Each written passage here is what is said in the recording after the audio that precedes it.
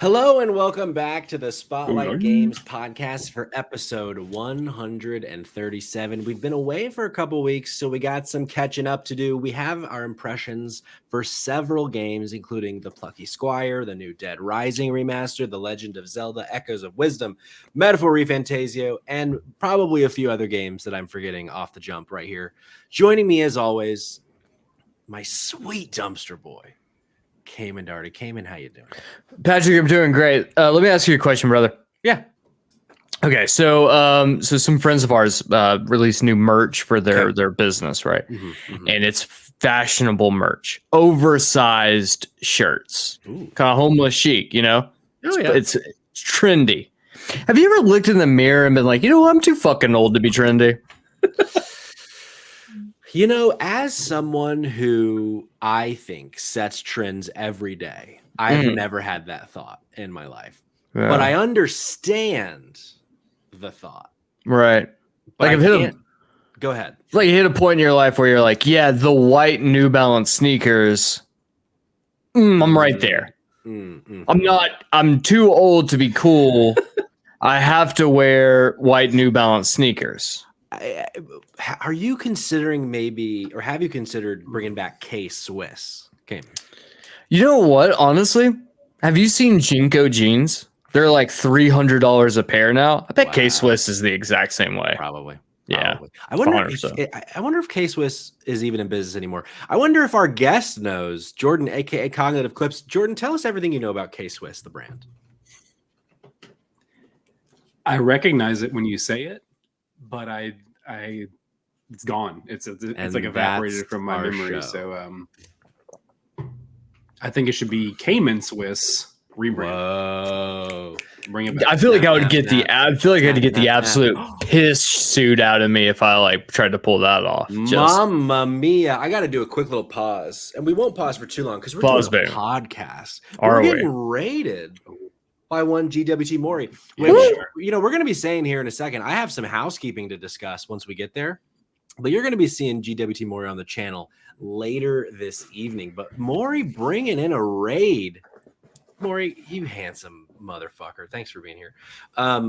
You know, let's jump into some housekeeping. We got a lot of video game stuff to talk about because this is the Spotlight Games podcast where each week we spotlight the latest and greatest in the world of video games. You can get it by subscribing to our YouTube channel at Spotlight Games Pod or by searching for Spotlight Games in your favorite podcast app. And hey, you can be on the show by tuning in as we record live Tuesdays at 8 p.m. Eastern time right here on twitch.tv/Spotlight Games Pod. So be sure to follow us there when so that you're notified when we go live, so you can be part of the conversation. And as I was just saying, for the first time since February, we're done with The Last of Us. Fucking Christ, it's about time. It took us long enough, but we're done. And that means we're moving to Spooklight games for the month of October. As you can see here, our background has changed. We got a little web in the corner. Our logo has bats in it. And that means each week we're going to be streaming a different spooky game. First up, tomorrow night, Little Nightmares, me and Rose, right here, 8 p.m. Eastern time, with a little spooky puzzle platformer, Little Nightmares. But if you want to be naughty, stick around after the show tonight, right here on twitch.tv/Spotlight Games Pod, with the aforementioned GWT Mori, my dirty dog. The dirty dog. We're going to be going live to continue our Resident Evil 5 co-op playthrough. We got through about 3.5 hours on our first one. We sang a lot of Les Mis. Probably going to do that tonight, if I'm being honest. Who's to say? But stick around. If you stay here for the rest of the show, we will be ending the stream and coming back with a new link just for the ease of stuff after.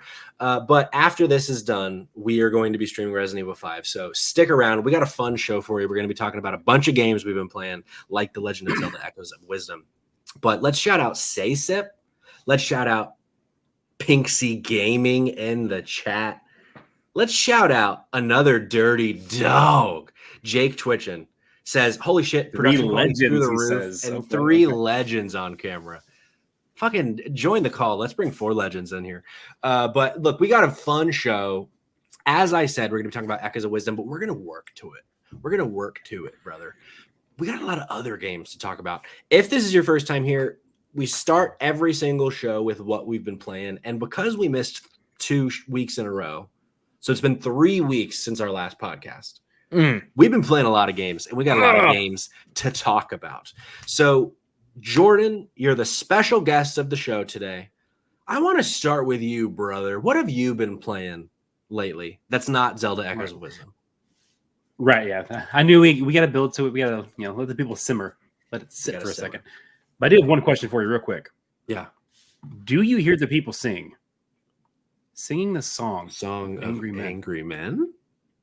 Do you? I fucking hate both of you right now. I think it's the music of the people who will not be. Is it slaves again? I think is the line. I did the show. I should know this, but I hear the people sing, and I hope you do too. You want to hear the people say, Kane and Patrick? I hear them say Star Wars Outlaws. I hear them say 76 out of 100. Beating of your heart. Susan Boyle's out there somewhere rolling in her grave. Oh, she is. Because she is dead. Let's be clear. It is true, I think, right? She is dead. She's not dead. She's well, last I heard. We're sure Susan Boyle's not dead. You sure about that? You sure about that? Jordan, what you been playing, brother?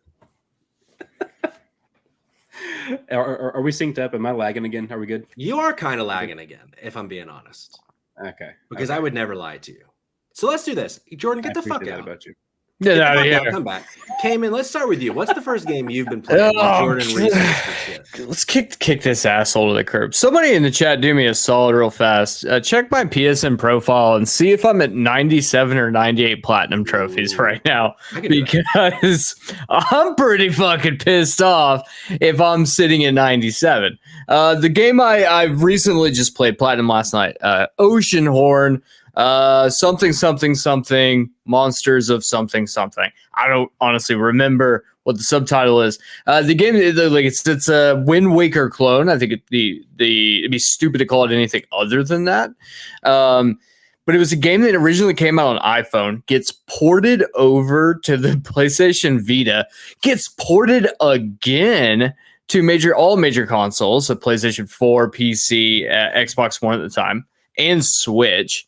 Gets up getting a sequel that turns into like a launch title for Apple Arcade, which apparently was a really big get for Apple Arcade at the time.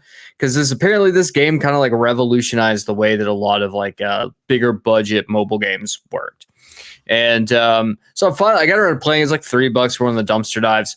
The truth is, Game's kind of average, mediocre. It's kind of janky. Look, game technically came out in 2013, so I can't be like super critical against some things.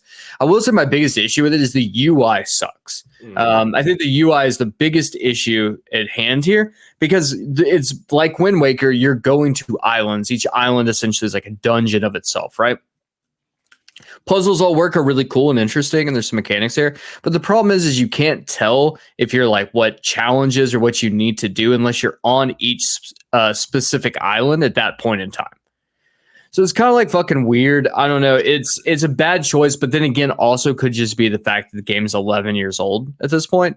I am interested to see Oceanhorn 2, the sequel. Apparently, it's pretty good from what I've seen. So I'm going to give it a shot, but I think if you look at this from the retrospective lens of like this kind of created like the modern mobile game, like this particular type of thing, honestly, as a time capsule, really fucking cool.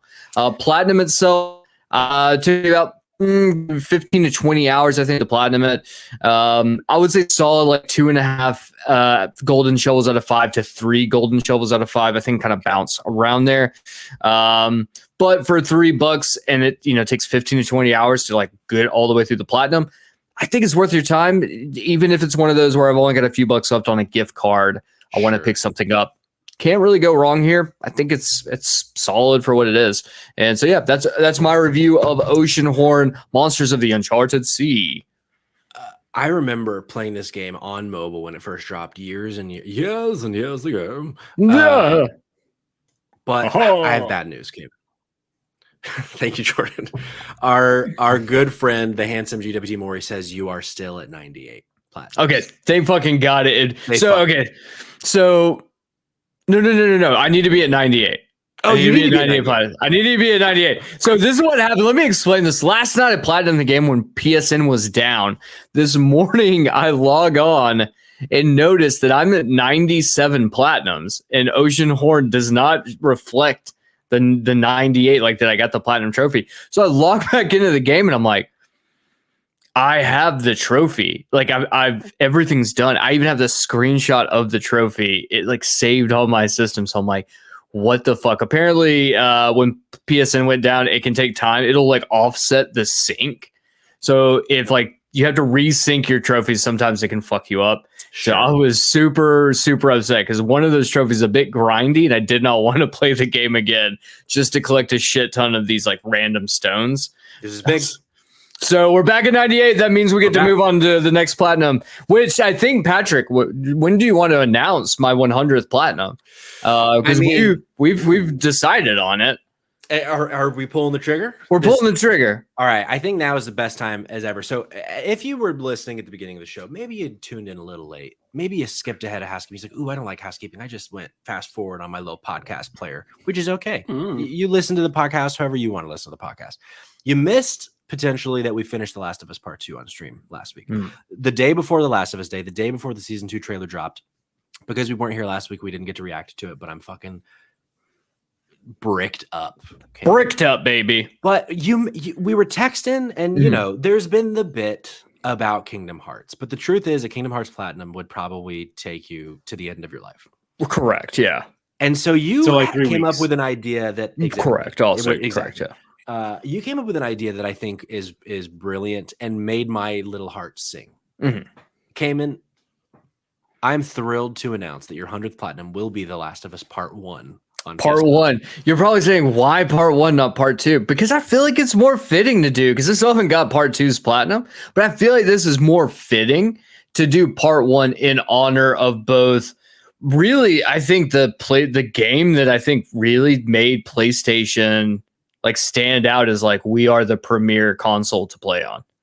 And I think that for platinum trophies, I think that The Last of Us Part 1 is the perfect way to honor both the platinum hunting community as well as the history of PlayStation. 30th year anniversary, 30-year anniversary, even more of a special reason to do 100 being one of the greatest PlayStation exclusives of all time, The Last of Us Part 1. The stars aligned. Stars aligned, man. You were treading on some mighty thin ice, but you said, you know what?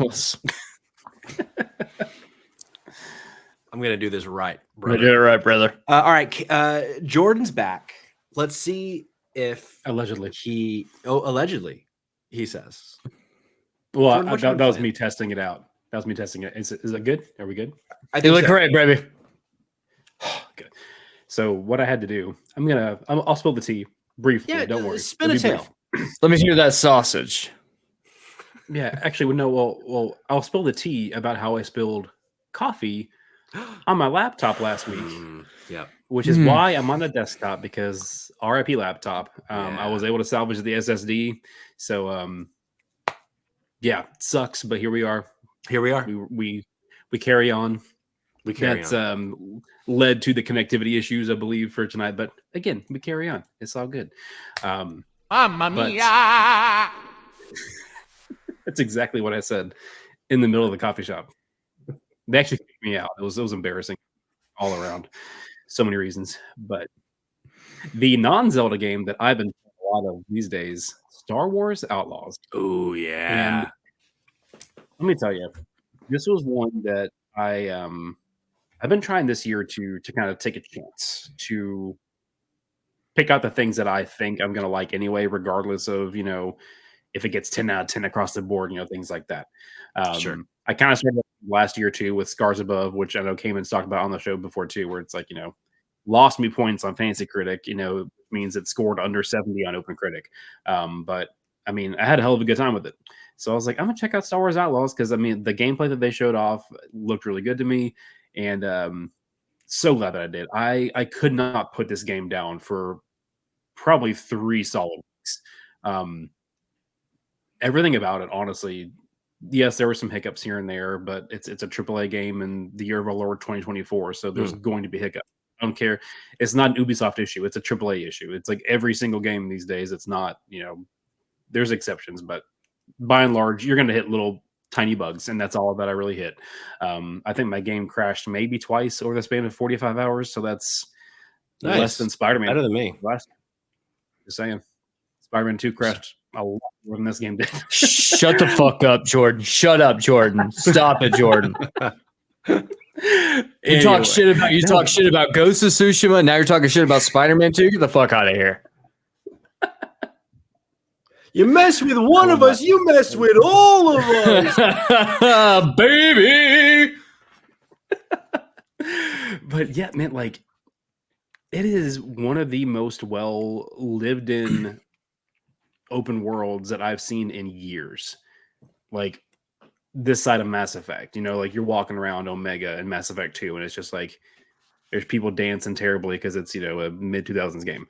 There's people talking, having conversations at the bar, and they're like at the shops and stuff. Like this is the kind of world that they populated it with, and it's of course it's a Star Wars game too. So you're seeing familiar species, and you're seeing Gizmo Gumball. Yeah, that guy, that fucking guy, that fucking green sack, that fucking green sack of shit, Gizmo Gumball.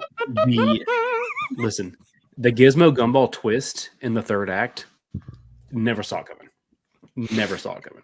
A beautiful moment. But like, you can walk around, you can go into the exact cantina from A New Hope, and you can see a blaster, smear. No, God. A smear. A blaster's definitely smear. That's the thing they do. Sear. Yeah, it's like seared into the wall. I'm like, a schmear. I know it's a schmear. Schmear. I think it's a schmear. It's a bagel, cream, and schmear. Yeah. You get that bagel, that Star Wars bagel. You get that. Give me the Star Wars fucking bagel, bro. Get fucking Gizmo Gumball smeared on your bagel. It's right. I don't think I've talked about Outlaws since the episode where Jerica and I talked about it. It's because you stopped playing? No, actually. Well, I did. Okay, there we go. Tell the truth, buddy. I did, but I played a lot more of it, and I plan on playing more of it again. But then Plucky Squire came out, Echoes of Wisdom came out. It was a Thursday. It was like, all right, time to move on. No, I have really enjoyed my time with Star Wars Outlaws, and I do plan on getting back. I think I got to the third planet, so like, I made some progress. Patrick, question. Yeah, Cayman, hit me. How many games have you actually finished this year? Let me pull up my handy dandy GG app, and I can tell you. She's gonna let us fucking dead air. Let's see. We're gonna get fucking struck down by Disney. They're gonna fucking copyright us on this. Bad news. I don't rank them like I used to. I used to have one of games I only finished and games that I just played. I don't do that anymore as of this year. Right. So just spitball over here. How many do you actually think? All right. Scrolling through this list so far, 1, 2, 3, but one of them is The Last of Us Part 2. 4, Paper Mario. 5, Dragon's Dogma. 6, Astrobot. 7, Dungeons of Hinterberg. I finished 7 games this year. But I've played 29. Where's Maury at right now? I need him to witness what I'm about to say. I've platinumed 41 games this year. Well, 40 of them have been the inside of my asshole 2 that was on sale for 99 cents. The people want it, Patrick. And Patrick, it was called Sphincter Schmear. Okay, get it right. You're right. No, you're right. That's on me. Get it right. That's on me. Ooh. No, I didn't finish Luigi's Mansion 2. Never mind. I was going to say it was 8, but I didn't finish that game. Shovelware doesn't count. I've played real games too.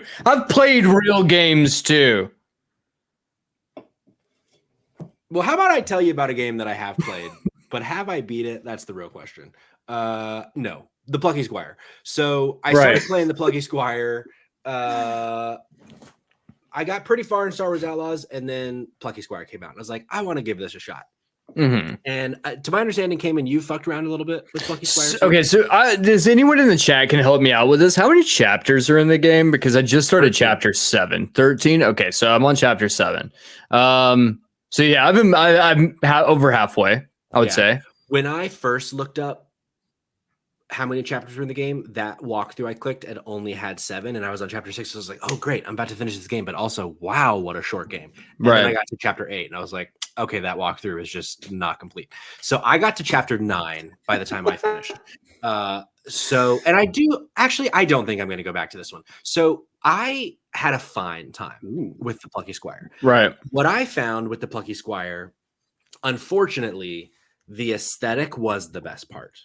And the aesthetic fucking rips. Like, if you're not watching the video version and you don't know the Plucky Squire, it's like what genre would we say this is, Cayman? Because it's not really a platformer, but it's not really an action game. It's a really interesting, that's a really interesting question. I would say it's like a puzzle platformer, but also like an adventure game, kind of dungeon crawler. Yeah, it's like it straddles a lot of things, and ultimately, that's actually my biggest qualm with the game. I feel like it doesn't. I've heard that. I think it would. Yeah, I think it would have really served it if they picked a lane, and because there's so much cool shit about this game. Like I said, the aesthetic, that's like the obvious one, but there's a lot of like jumping in between the storybook world and the real world. So it goes from like a 2D game to a 3D game. I really like a lot of the mechanics they do there. Some of the sections within the 3D chunk are really compelling. Like, I don't know if you got to this part, Cayman, but there's one where you're having to get like a bunch of different stuff to get this like little rocket ship guy. Yes, I just beat that. Yeah, like, that chunk was really, really fun. Right. But I feel like up until where I am, which is 2 chapters after you, I feel like that was one of the only times where I was actually like really having fun with the game. Right. Again, if you're watching the video version, like there's something that they do that you're seeing on screen now, like to get an item, it puts you into this like hyper developed mini game where that is unlike everything else you will play the rest of the time. Like this one, it becomes like you're essentially within like a Pokemon card, and it's like a turn-based battler, but it's like so simple. Right.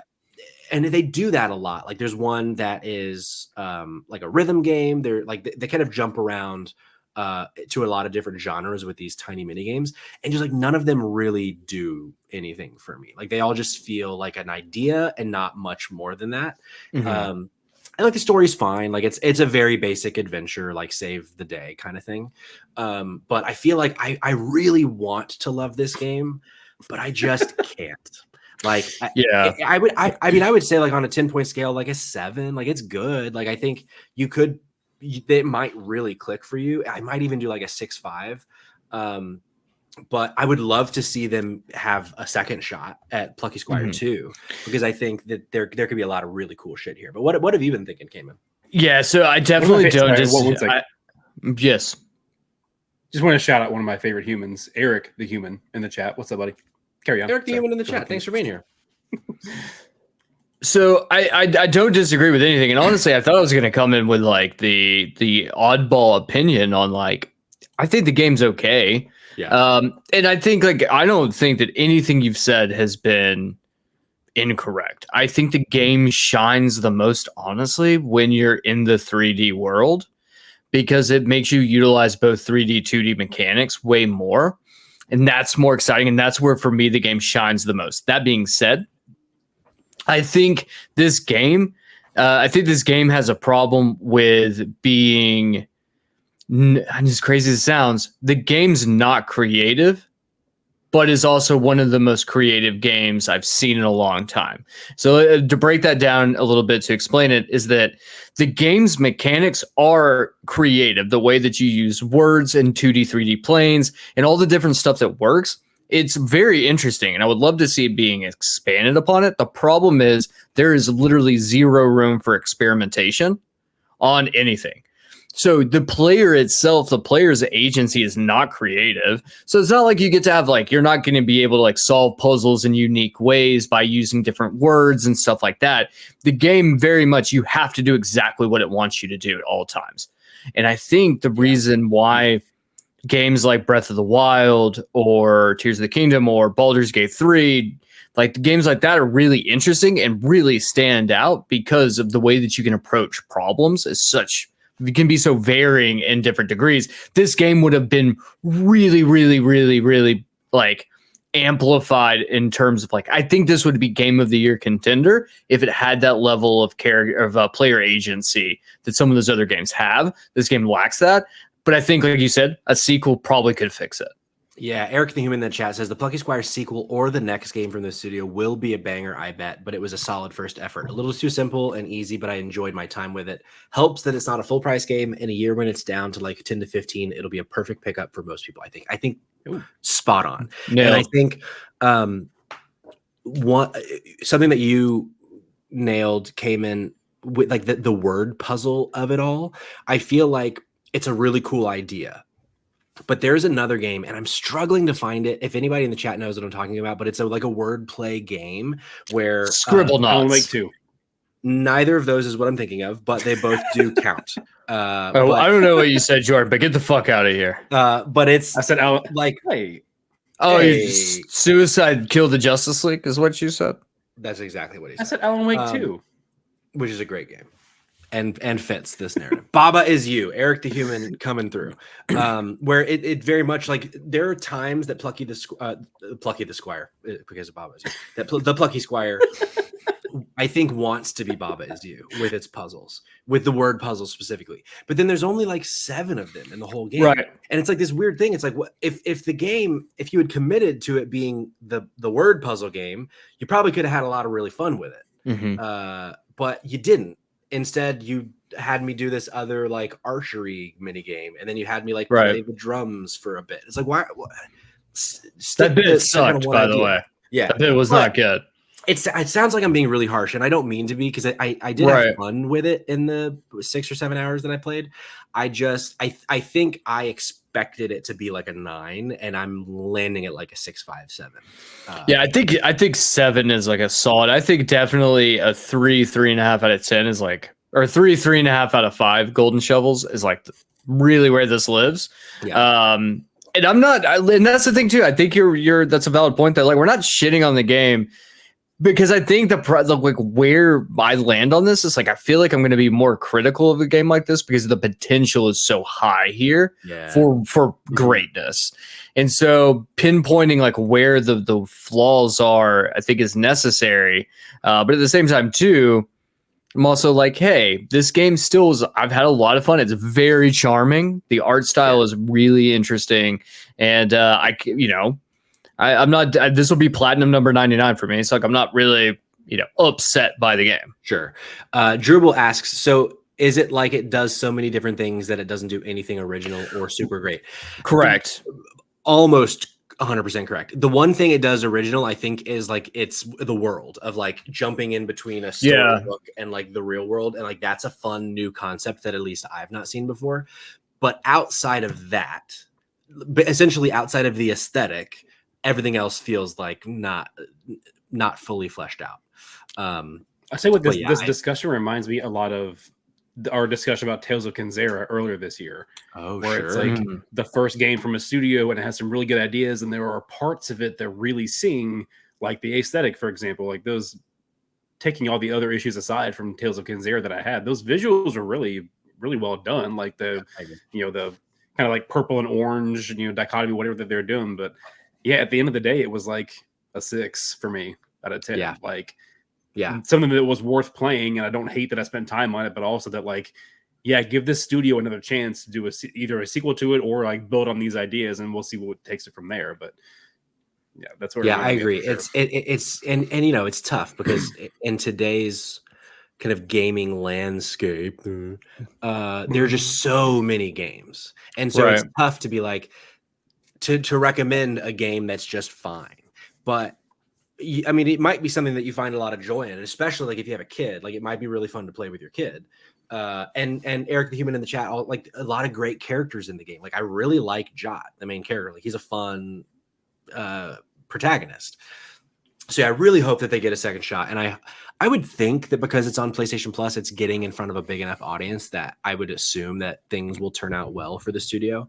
Right. Yeah. But maybe not. I don't know. It's also part of Devolver as well. So I think, right. It's there's good people there that I think protect themselves. So I think they'll be fine. It might just be a while before we see a sequel.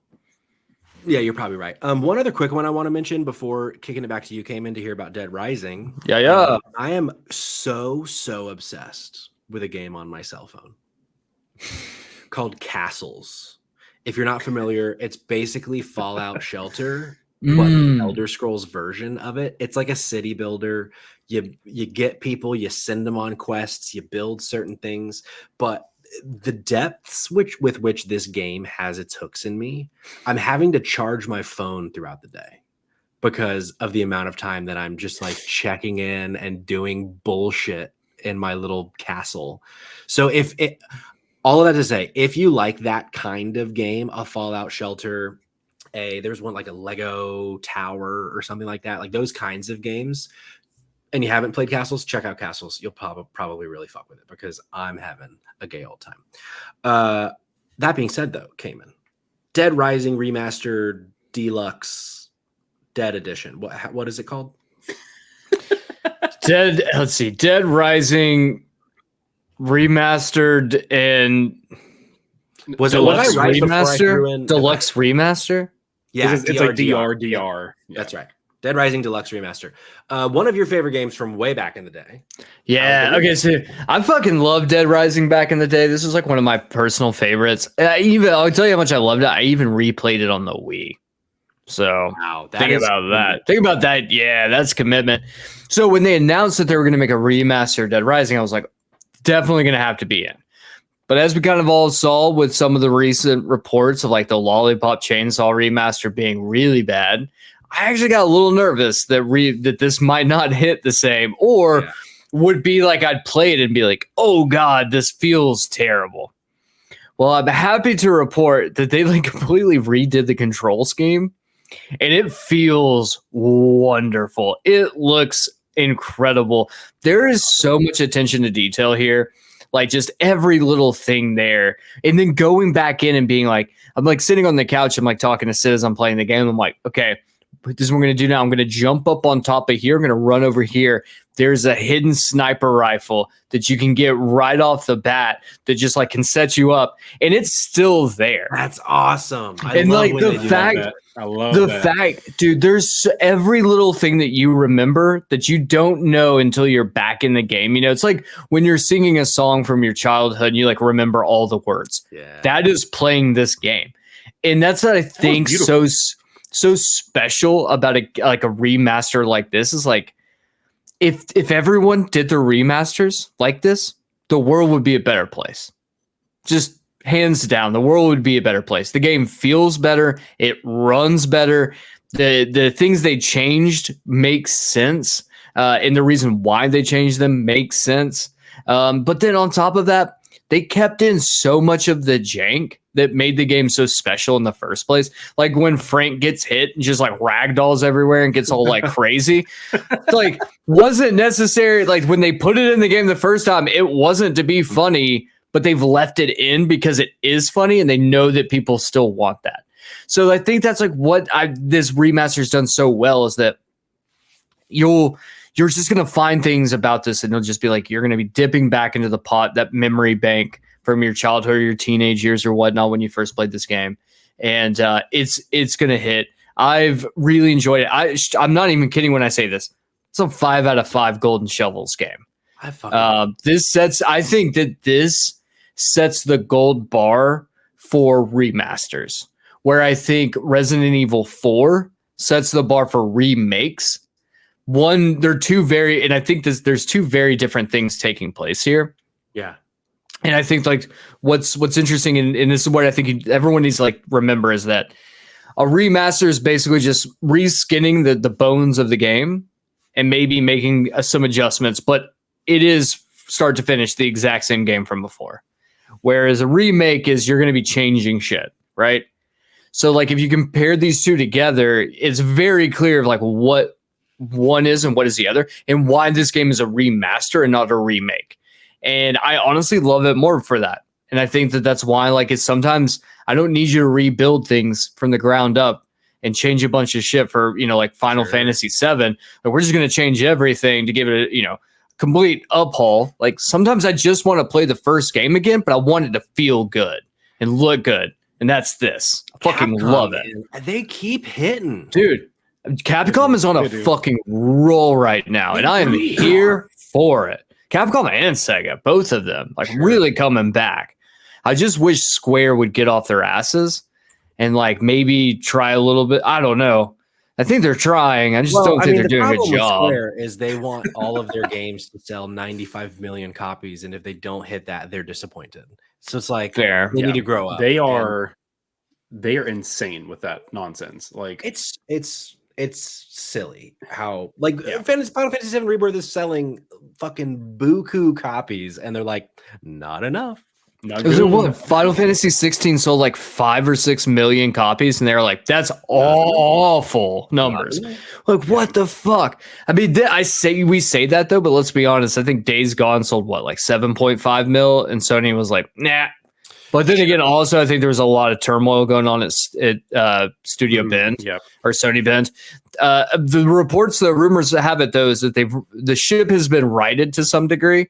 And whatever the project they're working on is like, it's going through smoothly, allegedly. That's great. I was seeing some stuff that was being said from, I think it was, who's the Tom Warren, I think, was saying that it was like during a fight he was having with that dipshit from Sony Bend. Remember that guy? A fucking nerd. Okay. So back to it though. Dead Rising, like if you never played it, this is a perfect way to play it. And if you played it before, this is the perfect way to play it again. So I don't know what else to say there is there. I will say that they did make it a little bit easier in certain ways that like, I feel like the companion AI is so much better now that like, I'm not constantly fighting the companions to save people.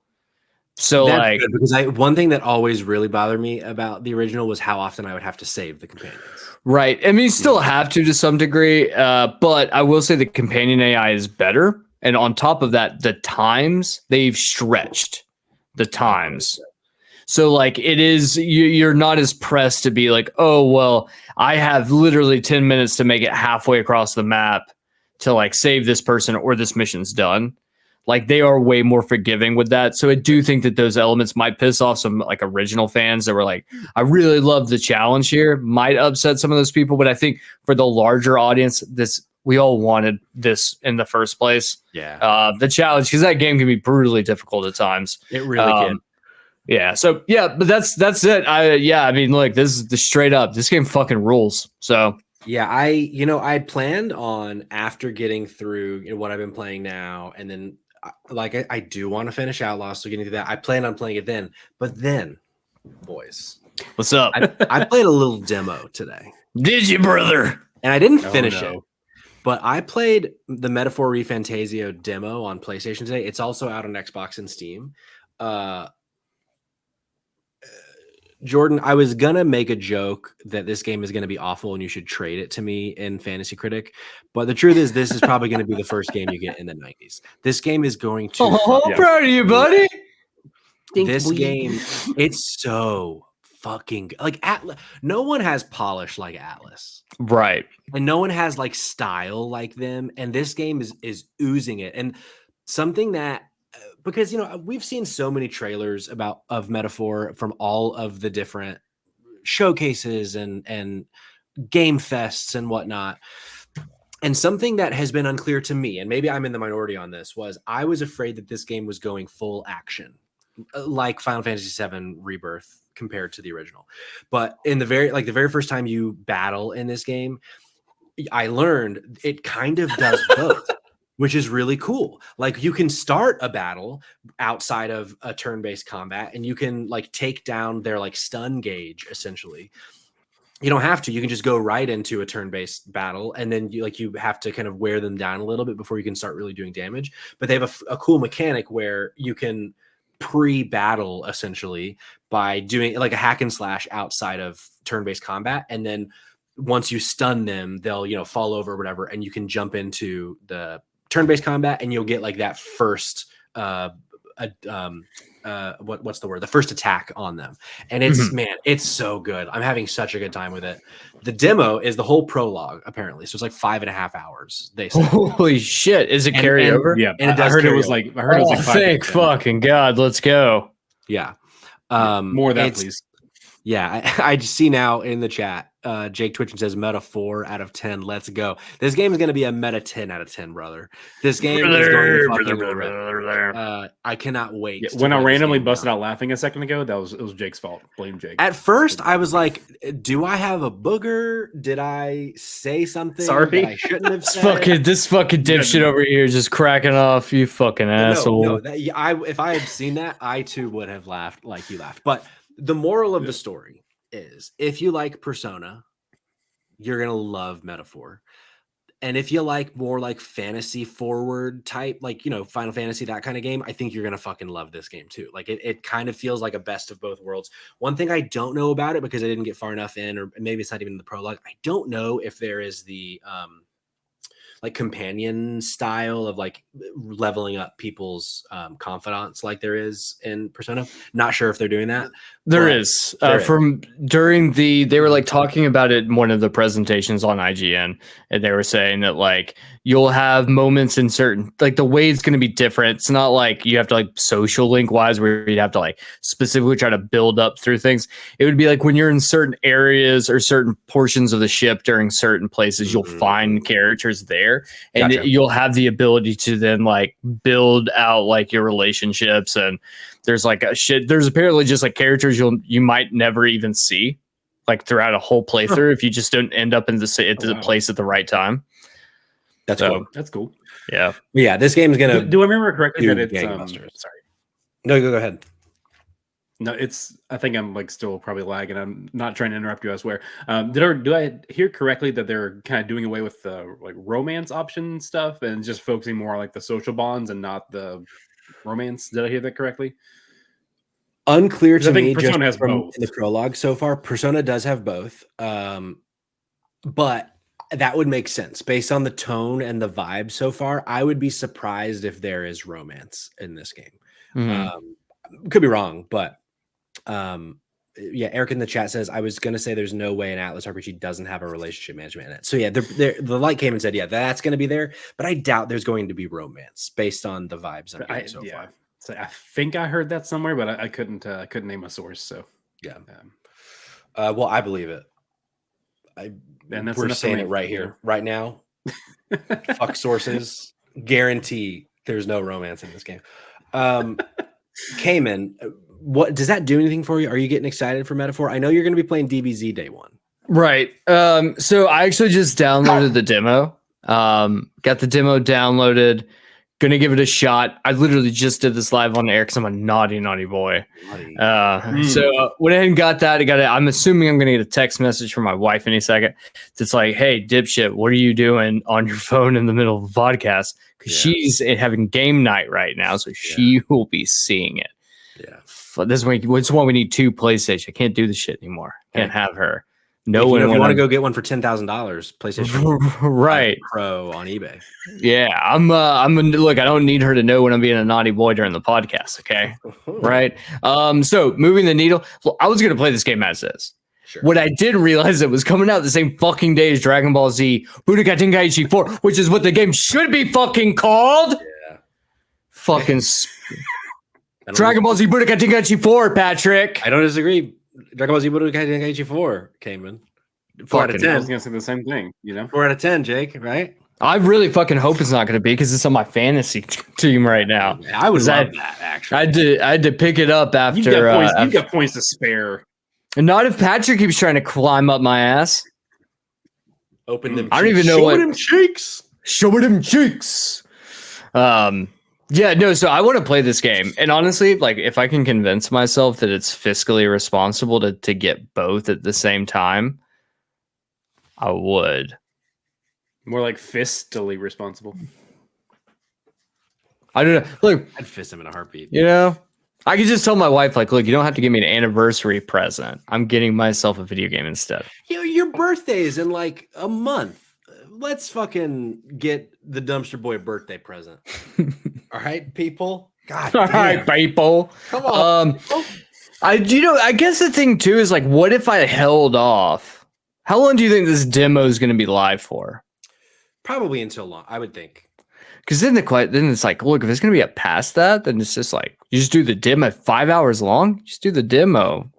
Play that 10 times. Play it 10 times. You played the whole game. Really mastered the demo. Really master it. Yeah. What's up, Jordan? Do people take down the demos after release them? Is that? I don't think so. I think a lot of times they leave them up. That's a good question. I don't know if I want to find out. I really am curious because I think the big thing here is I'm very excited about the battle mechanics in this one, because that's like the one downside to Persona is that like there's no real option just to be able to like jump in, whip someone's ass real fast, and then jump right back out. It kind of slows down a little bit when you're grinding. So the idea that like grinding specifically, this is designed for someone like me who loves to level grind in games, but sometimes it can be a little bit annoying having to just rinse and repeat the same shit over and over again. So I kind of like this. Kind of like it. Not gonna lie. Kind of fucking digging it. I'm excited to play the demo. Hell yeah. Something that I really like, and it is, the kind of the main game that we're here to talk about today. It only took us 46 minutes to get here, but burying the lead, Patrick. We're burying the lead. It's not the only thing I buried this month. Are you gonna sing Wu-Tang Clan's dog shit to me, baby? Maybe. Legend of Zelda: Echoes of Wisdom. I tell you what, brother. It's a good video game. And that's the podcast. Thank you all so much for joining us. Thank you so much. Stay tuned for no, so this game, so I've not put nearly as much time in as Jordan. I've probably played, let's call it 6 to 7 hours so far. I finished 1.5 dungeons. I've played a good bit of the game though. Like I am in it and I'm having a great fucking time. And I knew that the game was going to be good, but it has kind of exceeded those expectations. And I think the thing that's clicking for me, and Jordan, I'm curious to hear what you think about this too. I kind of can't believe that they have somehow managed to do the Tears of the Kingdom thing in a 2D world. And what I mean by that is the Echo system as Zelda, all sorts of puzzles throughout the game. It's baffling how many solutions there are to everything, whether it's a traversal puzzle, whether it's combat, whether it's like an actual just like puzzle in the game. It feels like there are endless solutions, and that is so fucking fun. Agreed. It's like, yeah. Go ahead. I can't believe like they combined those aesthetics and those gameplay mechanics impeccably well. Like it really is. Like, I know you probably hear this phrase a lot in the gaming where like, oh, you have to play it to really experience it. But seriously though, like we can tell you all day how well it meshes and how many solutions there are to these puzzles. But until you really get into it and like see it for yourself, it's hard to believe how many there are and how like intricate it is. And like, I'll be seeing gameplay videos of people like fighting a boss or solving a puzzle in a way that I had never thought of. Would never have thought of in my entire life. Like using certain echoes to like block enemy attacks. I'm like, oh yeah, duh. Like I could have been doing that this entire time, and it wasn't. It's funny how like as you start learning the language of how the echoes work, and if you're not super familiar with like the main game mechanics, so you're playing a Zelda, and as you go through the world, and anytime you defeat an enemy, and there are like objects too that you can essentially learn their echo, and then you can summon a version of them at any given point. And there's like, there's a currency to it. Like you can only summon so many things at once, and each of them have like a value. So something really strong might take all of your energy, whereas just like the trampoline will only take one of your energy. And so then there's this like give and take of, okay, how, right, the trampoline is goated, but it's like there's this give and take of like, okay, there's some enemies, but there's like a flying enemy and a ground enemy. So I probably don't want to spend all of it on the Bokoblin with a shield, even though he's fucking powerful. So I need to like kind of figure out, okay, what are the kind of couple echoes that make sense? At the beginning of the game, I was really concerned that it wasn't going to work, because the first like hour when you just don't have very many echoes and you're getting into certain combat scenarios, it's like, I don't have the tools to be fighting right now. These echoes are all kind of trash. This combat is just not fun, but it very quickly turns fun. And Jordan reminded me, thankfully, because I mentioned it was like, I was like, hey, is it just me or is the combat like really not fun in this game? Please tell me it gets better. And he's like, it gets better. Because then you like, you get the sword and you start getting more other things too. And so it's, thankfully, echoes are not the only way you have combat in this game. Because if that were the case, I think I would be singing a little bit of a different tune. Not a totally different tune, but sometimes if you're out of energy to use the sword, it can be frustrating to only be able to use the echoes for combat. That's all. But like, I also feel like there's also the ultra hand type thing from Zelda. I don't know if they call it the same thing in this game, but and you can just grab an enemy. That's right. Thank you. Bind. So you can just like, especially if there's like a ledge or water around and I'm out of energy and my echoes aren't doing the trick, I'll be like, all right, I'm just going to grab you and walk you over the water and just drop you and you're going to die that way. Like, I feel like there are just so many solutions to everything in this game and it's so fun. Okay. Question. And like question. Yeah. Question from the chat. Sorry, I'm the chat. I'm the chat. Yeah. Tonight. I love that. Yeah. Cool. What's your question, chat? Just glad to be here, guys. Just feeling love the okay, so all right, so when the first trailers and everything were coming out, right? My wife was like, not playing this game. Like, why? She was like, this is not, I want Breath of the Wild, I want Tears of the Kingdom, I want that. I don't want this. And I'm like, well, this looks cool for me because I love like the isometric, almost that weird 3.5, whatever that weird perspective is. There's a term for it, right? Yeah, isometric. Yeah, right. This is isometric. Okay. I feel like it's different for this particular. Who fucking cares? Either way, I was like, I love the original style, especially the way that they implement it with Link to the Past or Link's Awakening. Yeah. And so she was like, no, I don't dig this. I don't like this. It's not. But I'm hearing reports and things like what you guys are saying is that this is way more in line with what you would think from Tears of the Kingdom specifically than what you would get from like a traditional Zelda game. Is this correct for the layman who is maybe a bit turned off because it doesn't seem like an actual successor to the previous two mainline entries? Patrick, if I may, I'm actually going to bring in this little chat here because Eric put it out really nicely. Like, they do reuse a lot of those assets from Breath of the Wild and Tears of the Kingdom, where like you'll have the little, like the little golden dot that kind of pulses on your map to show you where the next quest marker is, or a blue dot to show you like where the person who gave you the side quest is, or like where the side quest is supposed to be. So there actually is a lot of that. I'll also say that similar to both of those other games, the bigger games, like, there's obviously the opening, like the very, very, very opening section of like, the action gets started. Yeah. And then you have two choices of where to go. And so you go do both of those. And then there's like the kind of, that comes to a head. And then after you do that, there's like 3 other places you can go, and you can go in any order. You can explore around, all that kind of stuff. So like, I think again, it's surprising how well they bring those 3D open world elements into like that 2D isometric space.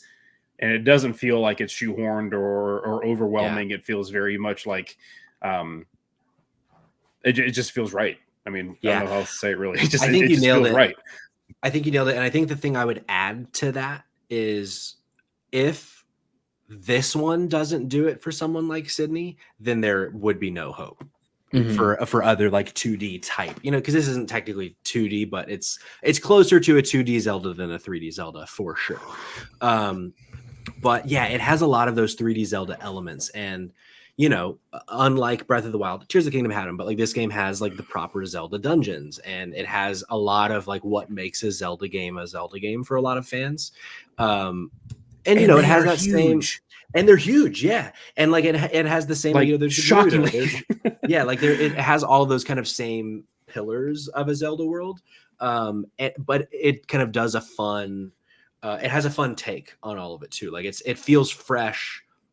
Something that always impresses me about Zelda games so far is that even though so much of them, if you just put like one over the other, so many things line up that are similar about the games, whether it's structure, whether it's dungeons, whether it's settings, story, etc. Like there's a lot of things that carry over between different Zelda games, but somehow they always make them feel fresh. And this game, I think, does that too, where, you know, for the 9th time I'm talking to the Zora or whatever, but it's like, it still feels like it's a new experience. And it feels like the thing that they're wanting me to do is not totally unique from anything I've ever done for them in previous games, but it feels like it makes sense in this world and I'm bought in. And those little twists that they add with the echoes and the, how often it challenges the player to figure out a solution.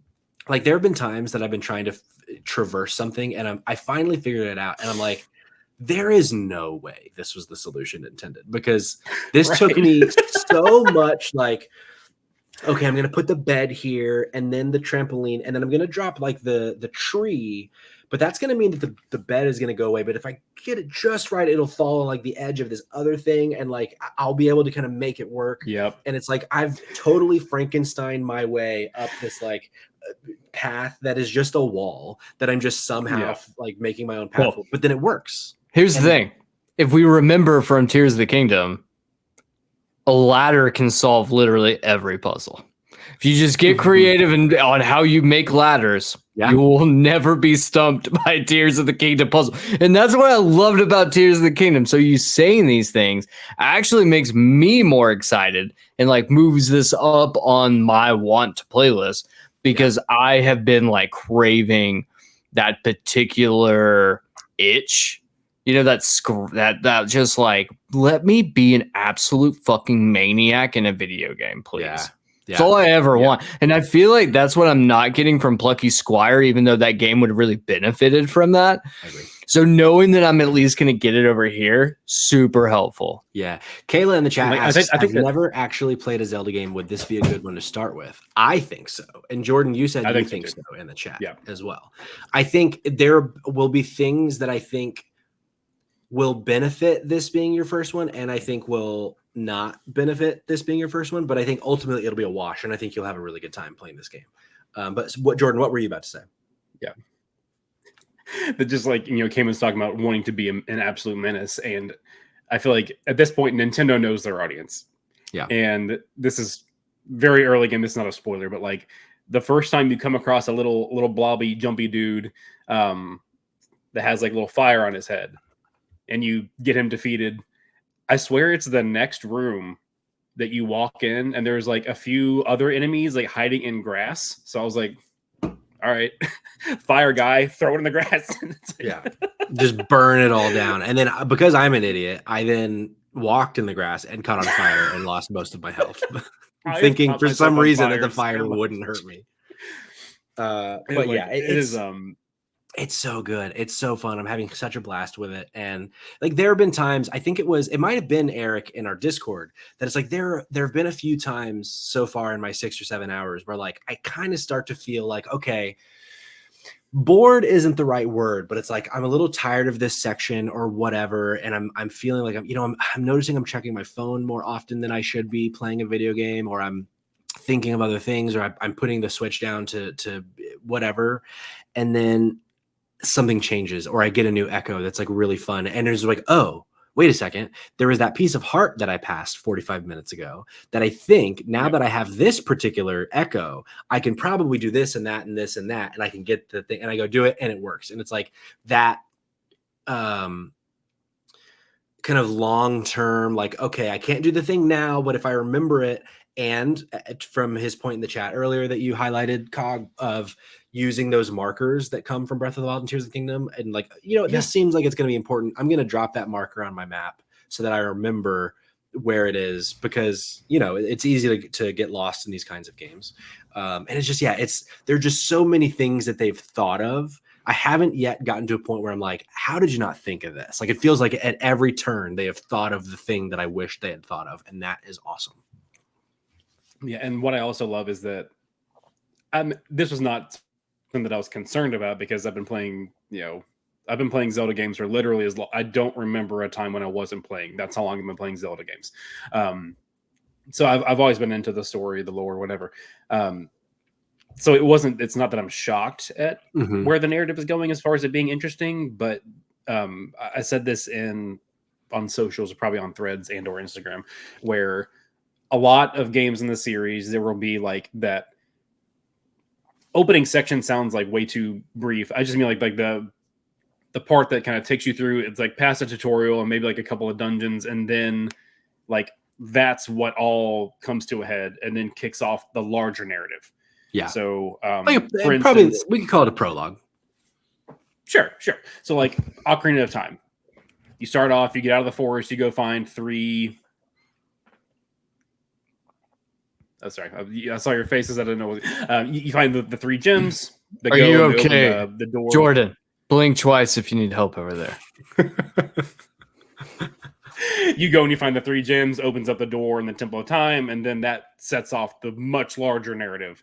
And so I came to that point in Echoes of Wisdom where, like, I'd kind of gotten through the prologue, whatever you want to call it, and then the larger narrative starts to take shape. And I was like, this is awesome. Like, this is really, really interesting. Excited to see where the story goes from there, as far as like the things that were kind of revealed in that as that was coming to a close. So it is an incredibly solid game. And as I've talked in the Discord before, like most of my playtime so far has been with my 3-year-old daughter, and it has been amazing. Her favorite thing to ask me to do is just to make stairs. Okay, like use the beds to like make ramps up and like. She's smart. She knows to make ladders, man. She already knows to make ladders. So smart. And like she's already been pretty good at like controlling just general, controlling characters in 3D spaces. She controls the cat and little kitty all the time. But now, she's like walking Zelda around, and like I'm having like I'll just tell her, to hit whatever letter button, and she knows letters, so she hits the right one or whatever. And after this is not a spoiler because you saw this in the trailers, but you do get different outfits that you can equip that'll have different kind of like a Tears of the Kingdom, Breath of the Wild, where they'll have different ability sets to the outfits, and you get the first one after the prologue, and it's whatever it is. But it means that Zelda's not wearing the little cloak with the hood anymore. And she takes one little look at it. She's like, put the hood back on. All right. You're the boss. That's funny. Cayman, I'm curious, how does it feel that Jordan's 3-year-old daughter knows letters and you still don't? Well, good news, guys. I don't know if we've made the announcement yet, but I don't have a brain tumor. That doesn't mean my brain's not absolutely fucked up. We did it. But we don't have a brain tumor. That being said, bro. You were over there like trying to figure out what you were going to say next, and I was just kind of like, man, this is me on a daily basis right here. We're walking around with it. I love it for her, honestly. I think she's got a bright future ahead of her. I mean, it sucks that you're her dad, Jordan, but like, Jesus, that was the meanest thing I could have ever said. I need to go home. I can't do this anymore. I am. Okay, hold on. Question. Do we feel like this was a missed opportunity for them to call it like Tales of Link? And there's like a role reversal here? Because I feel it would have been good if it was The Legend of Link instead of The Legend of Zelda. Yeah, that would have worked too. For sure. Tales of Link, I guess, doesn't have the same ring to it. Yeah. I want to be clear that the channel of Spotlight Games does not feel that it is bad that Jordan, you are her father. That is just the Dumpster Boy's opinion. I just want that to be clear moving forward. But I do want to mention 2 last things, and Jordan, if you have any last things about the game as well. One, I think it's just really cool that we're playing as Zelda finally. Like, it's really fun to actually get to be her. And it's fun. They're like throughout the game, I wouldn't call this a spoiler. Just like when people realize that it's you, it's like fun. It's like, oh yeah, because normally it's like, who the fuck is Link? And they're like, oh, you're the princess of Hyrule. Of course we know who you are. Like, it's fun that like there's kind of that new twist on it. And then Eric in the chat says, I love that your reward for exploring is killing an enemy and stealing their soul. It really is like every time you kill something, you just get like a shell of their being that you can just bring about whenever you want to. She calls it putting it in your pocket. Yeah, so exactly. That's exactly right. That's exactly right. But yeah, she's not Shang Tsung over here. She doesn't. That's, you know what, that adds. Okay, Jordan, you can get back in my good graces if you show your 3-year-old daughter the original Mortal Kombat film. Because he needs to get back in your good graces. Just to be clear, that's how this needs to go right now. Yeah, I'm pretty sure I established that. Yeah. Before. Yeah. Ground rules. That was actually like a pre-game before we got. I'm trying to double down here to work through how bad I feel that joke just like came out without like any sort of fill. That was like the worst of me. Sure. As Kayla in the chat says, Alexa, play Good Graces by Sabrina Carpenter. I think that's a great idea. I don't know who that is, but I trust you, Kayla. I'm just glad that I wasn't like actively drinking my Coke Zero when you did that, because I would have either choked or ruined a second computer with liquid. Definitely don't need a second ruined computer from Cognitive Clips. That would be tragique. What sucks is that Patrick's going to immediately turn around, pull this clip, or StreamYard's going to be like, this was the highlight from this episode, was this really offensive joke. Yeah. This attack of someone's character. Right. Sure. He's going to besmirch me on the internet with this, I believe. Yeah. He came in over there is just thinking, how am I going to get out of this? I don't know that he's going to. But Jordan, any final thoughts from you on Echoes of Wisdom? I personally don't think I've played enough of it to give it a score. If you think you have, you're more than welcome to. But final thoughts on Echoes of Wisdom, and then we're going to go home. Yeah, this is definitely like, in the between 4 and 5 out of 5 range. Like, I mean, without question. The only other thing that came to mind as we were talking earlier about like, some of the systems that you almost aren't quite sure if you're like jive with it, but then it works. And then because sometimes it does feel like it expects you to rely a little bit too much on the like using the sword that they showed you in the trailers, which is like a slight bummer, because even whenever I was first seeing the reveal trailer, obviously I was on board. But I was a little bit bummed because I was like, man, like Zelda's thing in like most of the canon, most of the games is that she uses magic. And so like, why are we not using magic? I mean, she kind of is with like, but I meant more like offensive magic. Like instead of throwing a bat at somebody, why isn't she throwing a fireball? Why isn't she throwing Ben's fire? Why isn't she throwing Pharaoh's wind? You know what I'm talking about? And so there have been a couple of times where it has been frustrating that I ran out of the energy, because like it clearly expected me to be able to use that energy on this boss fight, and I'm out, and it's taken forever, and my daughter's getting bored and trying to get me to do things. I'm like, no, girl, listen, go back to your room. Yeah. No dinner until daddy beats the boss. Correct. Okay, hold on a second. That's a joke. I feel like I was actually right this whole time. I think what we need to do. You know what we need to do, and we can even do a very quick version of it right now. Oh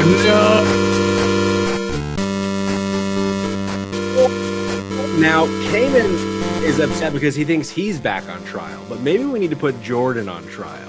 It's about time someone else goes on trial. Maybe both of you need to go on trial. We both need to go on trial, because it sounds like maybe everybody here can do it.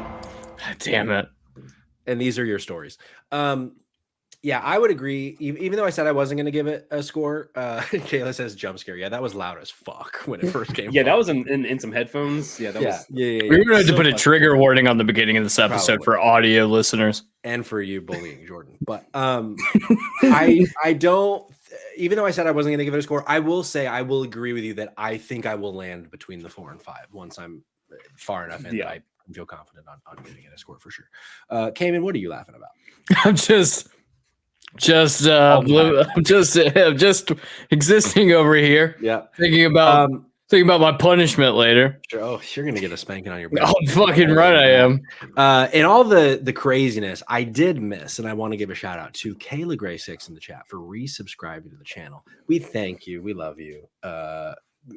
Ad-free viewing, all the beautiful things that you can get from supporting the channel. Thank you for being here. And thank you to my son, John, GWT Maury, for being proud of me for being his poppy. Yeah. God, we are old. We are old, aren't we? Yeah, we are old. Fuck. But hey, that's our show. We had so many games to talk about. Next week, we'll probably get into a little bit of news. Ooh. But this week, we had to talk about what we've been playing because it's been so long since we've been here. But hey, we're not done. We're gonna be turning the stream off once we say our goodbyes from Jordan and maybe Cayman if he continues to behave. We are gonna be back in a few for Resident Evil 5. But before we get to that, before we really close out the show, Jordan, thanks for being here, even though you were accosted. Tell the folks at home. Tell the folks at home where they can find you and anything that you want them to know, even if it is an attack at Cayman. Yeah, you can find me in therapy tomorrow. Yeah. I can only imagine what you tell your therapist about me. That I'm so excited to join you guys for streams and that I found friends on the internet, honestly. Okay, well now you're just making me feel worse, okay? Until now. you gotta be a dick back to me. God. No, I can't do it. I just love you too much. Now you can find me on Threads and Instagram, mostly at Cognitive Clips, on YouTube as well, where you can find me talking video essay type of stuff. Most recently did a little bit of a deeper dive into the story and spoilers of Sea of Stars, kind of a continuation of the obsession that I spent 2 hours talking about with Kayla in the chat and Jerica. So, yeah, that was able to be salvaged from my dead laptop, and I legitimately may have cried if I couldn't have. But it's fine. We got it. It's okay. So it's okay to cry, even if it's on camera, because Cayman's being mean to you. But speaking of Cayman, where can the folks at home follow you? Yeah, you can follow me as a Dumpster Boy on Twitter. That's where I normally reside. That's where you're gonna find me immediately after this, so I can catch up on all the highlights of the debate. Because we're all real excited about that. Let's see what else, Patrick. Dumpster Boys, Dumpster Dives. You can find all of these weird fucking reviews for some games I didn't even talk about on this episode because there's more. Patrick and Jordan, there's more. True. You can go catch those on Discord. You'll catch a bunch of those. Have some fun ones. And had 2 reviews for 2 Dumpster Dives games. So for some spooky games. One I've been trying to convince Patrick to do for Spooktoberfest. So we'll see if he does it. Probably not because he hates me. Speaking of spooky season, though, if you are part of the Discord, today marks day 1 of the 31 Days of Horror. We have a calendar up. Do it every single year. It's themes. This year's theme is classics only. So every day we'll be watching a horror film. So if you want to take part in that, we'll be doing watch-alongs periodically throughout the month of October. There are a list of the films we're doing for each individual day, as well as where you can stream them from. So it made it even easier on you. So come in and join up with that channel. We might even break out a special temporary channel just for chatting about the movies we've been watching during October. So if you want to come join, you can do that there. Outside of that, I'm gonna go have to just whip myself. I think Penance, Patrick. Maybe the Penance is I have to go play the sequel to My Friend Peppa Pig. Whoa, 100 platinum. Is there a sequel to My Friend Peppa Pig? I don't know. Might have to play the Bluey game then. Might have to. Jordan, you're naughty. That's There's also Pocoyo, the game. Paw Patrol games. You got a lot of choices for kids' entertainment. Fuck, I'm going to have to go play Kingdom Hearts, aren't I? Oh, no.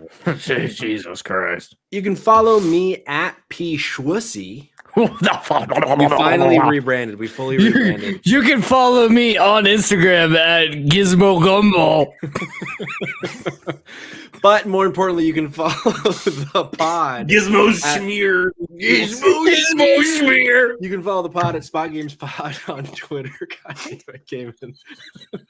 Or Spotlight Games Pod everywhere else. That is Instagram, TikTok, Twitch right here, YouTube, all the things. Who fucking knows?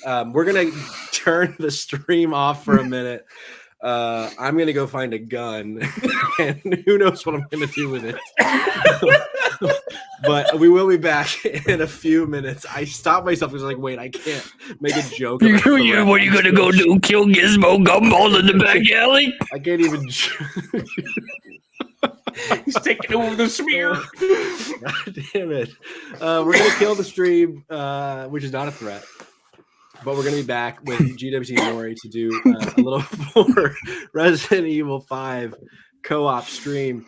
Fuck. This one's for Gizmo Gumball. Pour it out. Until next week. Yow!